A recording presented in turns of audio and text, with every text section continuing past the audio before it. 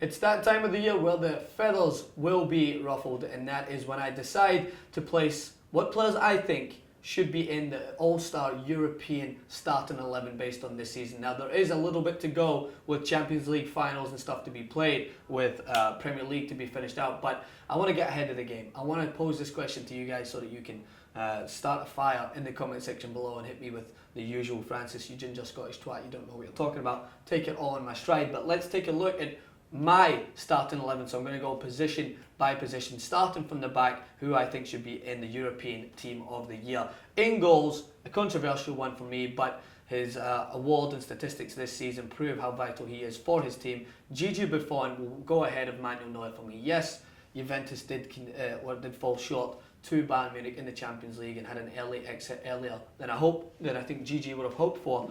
But it's his dominance in Serie A, those consecutive minutes without conceding, breaking records in Italy, writing a Shakespearean poem to profess his love to the goals, I think was all very well encompassed into a great season, a great career for him. And if he doesn't win a Champions League and it isn't in amongst his accolades and his huge trophy cabinet, he can put in Francis Maxwell's plaque of giving me the goalkeeper in his starting 11. So put that there, GG, and be happy. The back four, by the way, it's hard to decipher who is a standout in a position, because there is some players that are standouts and should be considered, but their team maybe aren't hitting the same heights as what they should do. And when it comes to defending, if you're one of the best defenders in the world and you're playing collectively as a unit with your fellow defenders, your team is going to thrive and they're going to be successful. So I had to put in players like Alaba, who I think is one of the most versatile defenders in the world. He played centre back a couple of weeks ago against Cologne in Bundesliga. He played left back, he's played right back.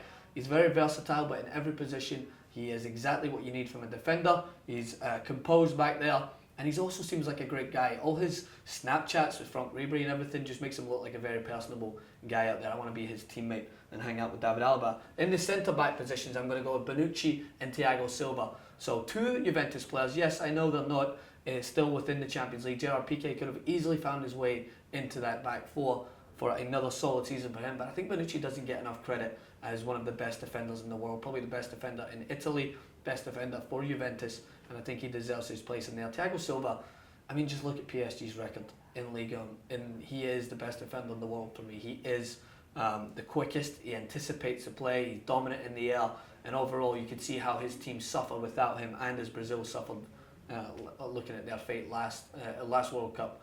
Without Thiago Silva, probably just as vital, if not just maybe a little bit more than Neymar within that team. And then concluding it, just to kind of reiterate the first point, Dani Alves, I think he was a little bit shaky 2 seasons ago. I think people found out his defensive lapses in concentration, but coming back in this season, I think he's been solid for Barcelona. He's held his place. He's kind of got over those slumps of maybe he'll move, and I know they might be looking for a replacement for him in the near future because he's getting on a bit. This season, he's been dominant for me. Now we go to the controversial ones, and it is our forward line. Moving forward from midfielders, I'm going to go with a 4-3-3 here because, of course, as you can tell, my front three is set in stone. But in the midfield, I'm going to go with Gundogan, Pogba, and Mahrez. Yes, Mahrez is in there. Yes, he's a Premier League player. Yes, I'm a Premier League fanboy.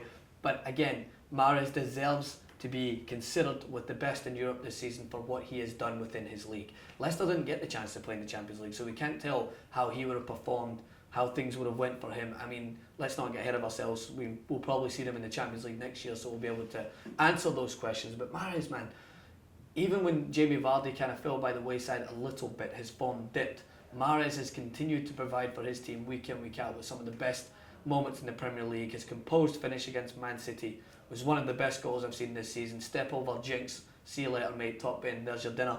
Mahrez for me stands out as one of the best players. And in the other two, Gundogan for Dortmund, he's probably the best defensive midfielder in the world, I would say, in amongst the likes of good company of Verratti, who doesn't play really defensive midfielder, but he's still a box-to-box midfielder.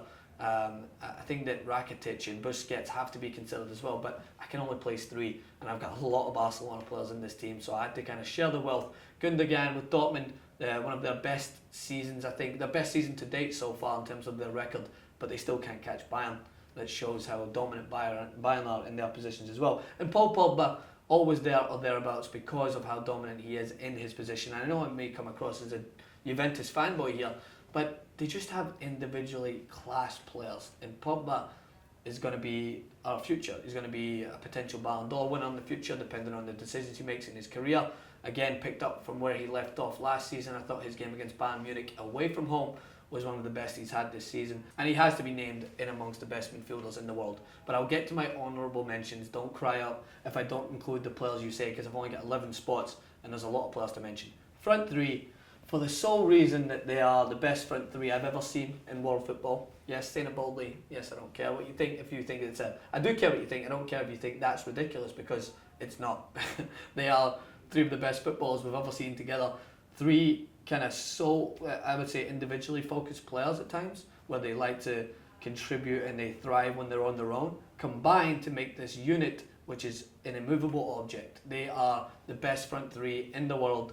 There's not enough words to describe them. Messi, Neymar and Suarez have to be in the front three for your European Team of the Year. There is no question about that. But I will get on to honourable mentions, because there is a bunch. So, Sal Niguez for Atletico Madrid, versatile, talented, the future of Spain. We'll mention him again. Check out our Euros clip where we talk about players to watch. He's in there. I think he's going to be moving that team forward this season. Verratti, as I mentioned, for PSG has to be considered in amongst this. Aubameyang, more than any of the players I will mention in my honourable mentions. I'm afraid you're just up against strong competition, mate. You're a dominant striker in Europe. You've moved Dortmund to a place where it seemed unimaginable last season at the start. You're one of the main reasons they moved forward, but along with Royce and Mkhitaryan. But you're still deserving of that call out. Lewandowski, of course, great season for Bayern Munich. Dybala, great season for Juventus. Higuain, one of the reasons why Napoli are where they are. Cristiano Ronaldo, of course, cannot be looked upon as a failure this season. He's just been as successful, if not even more so, when you look at the Champions League. Those ridiculous claims that he's had a strong dip in form just have to be put by the wayside, because he's still in the prime, I think. Or not in the prime of his career, but he's still within that ballpark of the best players in the world. And if it wasn't for Messi, Neymar and Suarez, it would have been a much broader conversation. But that's the answer for me. I want to know what you guys think. Your European Team of the Year. Hit me in the comment section below. Who did I miss out? Who do you think I should be putting in? Is there anyone in there you agree, disagree with? All the good stuff in the comments. Like, favourite, subscribe. From YouTube Space New York, Francis Maxwell on Twitter, Francis_Maxwell, and at TYT Sports.